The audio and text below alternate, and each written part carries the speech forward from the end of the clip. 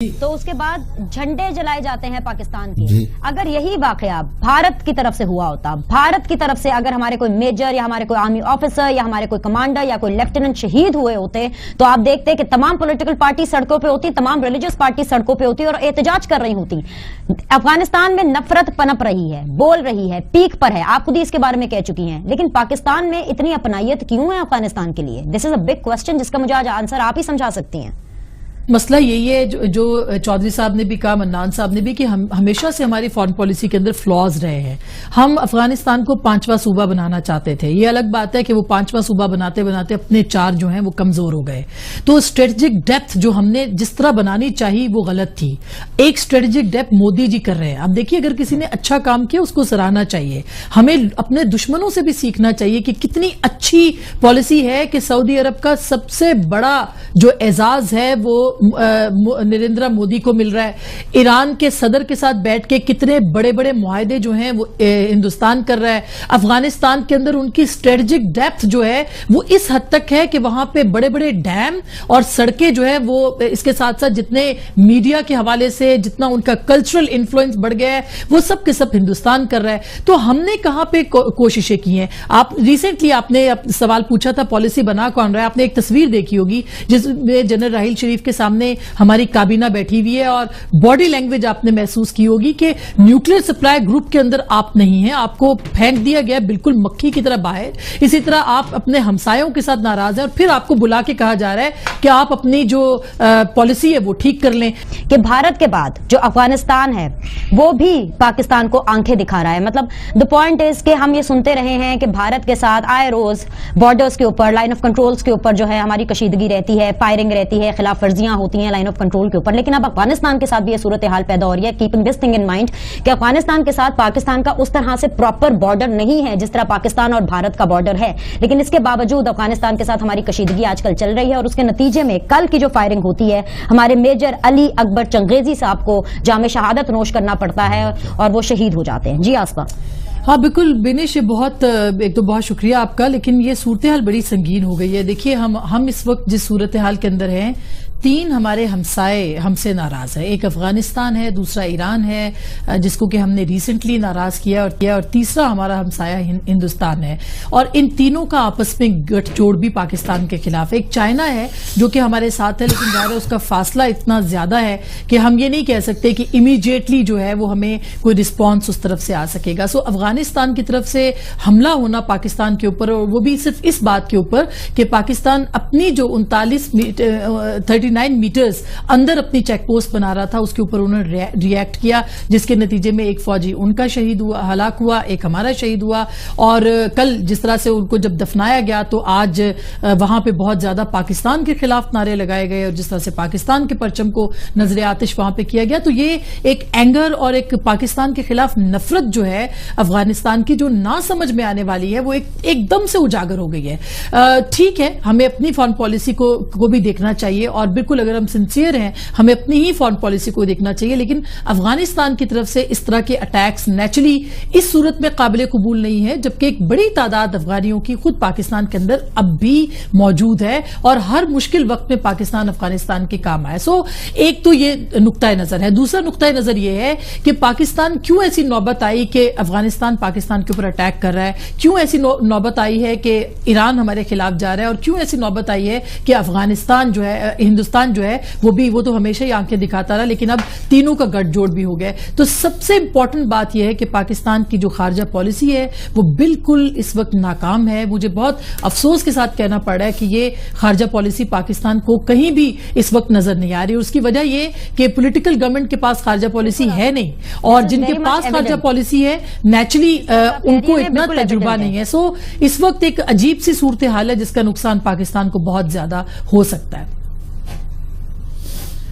لیکن امریکہ نے پاکستان کی کوئی مدد نہیں کی ہے. المناک پہلو یہ ہے. اس کے بعد کیا ہوا ہے؟ ہم اس کے فرنٹ لائن ایلائی ضرور ہیں لیکن اس کے تعلقات انڈیا سے ہم سے زیادہ بن گئے ہیں.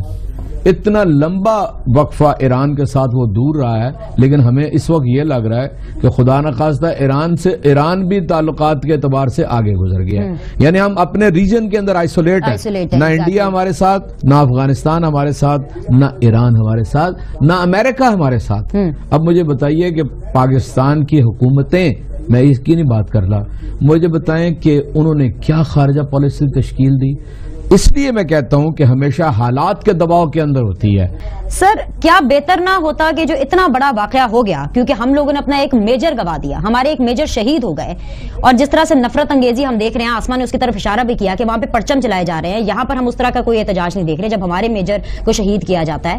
بٹ دا پوائنٹ از کہ کیا بہتر نہ ہوتا کہ مسٹر پرائم منسٹر، اللہ تعالیٰ انہیں صحت دے، شفا دے، وہ جلد پاکستان آئے، وہ کوئی تگڑا بیان دے دیتے کہ ابھی اعجاز چودھری صاحب بالکل صحیح فرما رہے تھے کہ ہم کسی اور کی گیم کھیل رہے ہیں. مجھے آج بھی یاد ہے، یا میری عمر کے جو لوگ ہیں، کہ جناب وہ چھٹا بیری بیرا آ رہا ہے اور مشرقی پاکستان کو علیحدہ کر دیا گیا. اس وقت بھی امریکہ نے ہندوستان کا ساتھ دیا، مکتی بانی کا ساتھ دیا. بات یہ ہے کہ سوچنے کی بات ہے کہ آخر ہم کب تک امریکہ پہ اعتبار کرتے رہیں گے، کیونکہ ہم مسلمان ہیں. اور اس سے کسی کو انکار نہیں کہ قرآن کریم میں اللہ تعالیٰ فرماتے ہیں کہ یہود و نصارہ کا اعتبار نہ کرو، یہ تمہارے دوست نہیں ہو سکتے. تو اگر ہمارا دشمن یا افغانستان جو ہے وہ ہمیں پاکستان کے اندر ہی آ کے مار رہا ہے اور ہم محض صرف ان کے امبیسڈر کو بلا کے ایک احتجاج کر رہے ہیں، وہ الگ بات ہے کہ وزیر دفاع صاحب جو خواجہ آصف صاحب ہیں، انہوں نے باقاعدہ طور پر کوئی اسٹیٹمنٹ نہیں دی. ان کو ایک پروگرام میں انوائٹ کیا جاتا ہے جیو میں، شاہ زیب خان زادہ کے پروگرام میں، وہ وہاں پر آ کے اپنی پالیسی لائن ایک بتاتے ہیں اور وہ کہہ رہے ہیں کہ اگر ہمارا خون بہے گا تو اس کا حساب دینا پڑے گا. لیکن ہمیں آفیشلی کچھ نہیں بتایا جاتا. How do you see this entire situation? یہ تو سچویشن ہاتھ سے نکلتی چلی جا رہی ہے، پہلے بھارت اور اب افغانستان. میرے خیال سے ریٹنگ کا تو مسئلہ ہے ہی ہے، لیکن ریٹنگ کے مسئلے سے کہیں زیادہ پرائیورٹی کا مسئلہ ہے. اب دیکھیں نا ہمارے حکمران، کیا ہی بہتر ہوتا کہ مسٹر پرائم منسٹر کی طرف سے بھی ایک تگڑا بیان آ جاتا، کیا ہی بہتر ہوتا کہ ہماری خارجہ پالیسی کو ری وزٹ کیا جاتا. لیکن ہم بات کر رہے ہیں پیناما کی، ہم بات کر رہے ہیں TORs کی، اور اسی کے اوپر 8ویں بیٹھک ہوتی ہے، وہ بھی بے نتیجہ. میں بالکل اس کے اوپر واپس آؤں گی، لیکن اعجاز سے آپ سے اس حوالے سے مجھے ایک کوشچن کرنا، جو ایک کوشچن پینڈنگ رہ گیا. آپ نے کہا 20 لاکھ افغان مہاجرین ہوں گے ہمارے پاس، 25 لاکھ افغان مہاجرین ہوں گے، چلیں جی 30 لاکھ افغان مہاجرین ہیں. ڈونٹ یو تھنک سو کہ اٹس ہائی ٹائم کہ PMLN یا ہماری گورنمنٹ یا پاکستان اپنی خارجہ پالیسی کو اس حوالے سے، افغانستان کے حوالے سے ری وزٹ کرے، واپس بھیج دے؟ بھائی آپ UN کے کہنے کے اوپر ایکسٹینڈ کیوں کر رہے ہیں جو کہ جون میں ختم ہو گئی؟ واپس بھیجیں، افغانستان کو پتا چلے کہ جی آٹے دال کا بھاؤ بھی ان کو پتا چلے، اور ان کو پتا چلے کہ پاکستان ان کے اوپر کیا فیور کر رہے ہیں. کیا چکر کیا ہے؟ کیا پیسوں کا چکر ہے؟ کیا ڈونیشنز کا چکر ہے؟ کیا چکر کیا ہے؟ دیکھیں، پہلی بات تو یہ ہے کہ گزشتہ 3 سال سے ہمارے جو حکومت کے سربراہ ہیں ان کا رویہ یہ ہے کہ وہ ذاتی دوستیاں بھارت کے حکمرانوں سے، گلف کے حکمرانوں سے، سعودی حکمرانوں سے، وہ اس طرف زیادہ توجہ دے رہے ہیں. اور آپ اس بات کو جانتی ہیں کہ ہمارا کوئی وزیر خارجہ تو موجود نہیں ہے کل وقتی، اور خود پرائم منسٹر کے بعد جی ظاہر ہے اس کوئی ملک جس طرح وزیر اعظم کے بغیر نہیں چل سکتا، اسی طرح وزیر خارجہ کے بغیر بھی نہیں چل سکتا. وہ ایک وزیر خارجہ ایک فرد نہیں ہوتا، وہ پورا ایک ادارہ ہوتا ہے. تو میں سمجھتا ہوں کہ اس طرف ہماری توجہ قطعی طور پہ نہیں ہے کہ ہم. دوسرا یہ بالکل ٹھیک کہا جاتا ہے کہ CPEC کے اس منصوبے کے آغاز کے ساتھ ہی امریکہ کو بھی بہت تکلیف ہے، اور ہم ہمسایہ ملکوں کو بھی آن بورڈ نہیں لے سکے. حالانکہ ہم لے سکتے ہیں. ہم نے LNG کا جا کے وہاں سے کر لیا ہے قطر سے.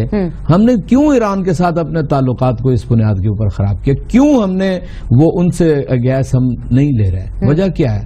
تو چنانچہ میں سمجھتا ہوں کہ ہمیں بھی بہت زیادہ اپنی کمزوریوں کی طرف خیال رکھنا چاہیے. پھر ایک ٹینشن ہمارے ملک میں ہمیشہ رہتی ہے، سول اور ملٹری کشاکش رہتی ہے. آج کل تو ویسے اپوزیشن کی زیادہ ٹینشن ہے. میرا خیال ہے دیکھیے اپوزیشن یہ جو انٹرنل فرنٹ ہے نا، اس کو فی الحال ابھی بھول جائیں. جب آپ باہر کی طرف دیکھتے ہیں تو پھر اپوزیشن، حکومت، یہ سب چیزیں ایک ہی طرف، یہ میں آپ سے بھی سب ایک ہی طرف سے ہونی چاہیے. یہ میں آپ سے بھی کہہ سکتی ہوں جی ہاں، انٹرنل چیزوں کو آپ بھول جائیں. بالکل کہیں. اب پیناما سے آگے یعنی آپ پیناما سے بھی جب آئیں گے تو فائنل کریں اور آگے نکلیں. میں یہ نہیں کہہ رہی آپ بھول جائیں. جو آپ نے مطلب لیا ہے نا، وہ میں نہیں کہنا چاہتا. جب ایکسٹرنل فرنٹ پہ ہم جائیں گے تو حکومت کے ساتھ کھڑے ہوں گے، اور جو کمی ہوگی اس کا ہم نشاندہی نشاندہی کر رہے ہوں گے. جو آپ نے یہ سوال کیا ہے نا جی مہاجرین کا, اس نے پاکستان کے کلچر کو تباہ کیا, پاکستان کی روایات کو خراب کیا. جتنی دہشت گردی, اس کے لیے ہاؤسنگ, اس کے لیے فیسیلیٹیشن اس کے اندر ہی رہی ہے نا. اور ہم نے تو دیکھا نا, ہم تو صرف وٹنس نہیں ہیں, ہم وکٹم ہیں سب اس سب کے, آنکھوں سے دیکھا ہے سارا کچھ. اور اس پہ ساری حکومتیں دیکھا نا, اس میں رائٹ کی حکومتیں, لیفٹ کی حکومتیں, پیپلز پارٹی, اپنا مسلم لیگ, جتنی بھی تھیں ایک ہی طرح سب چلی ہیں, کوئی فرق نہیں ہے. اس لیے یہ بہت اہم فیصلہ ہے. اب اس کو کوئی ایکسٹینڈ یونائٹڈ نیشن کے کہنے کے اوپر نہیں کرنا چاہیے, اور یہ یونائٹڈ نیشن کو کہنا چاہیے کہ وہ افغانستان کے اندر امن قائم کرنے کے لیے جتنی جدوجہد $ٹریلینز امریکہ خرچ کر رہا ہے, تھوڑے سے اس سے لے کر ان کو بھی وہیں پر آباد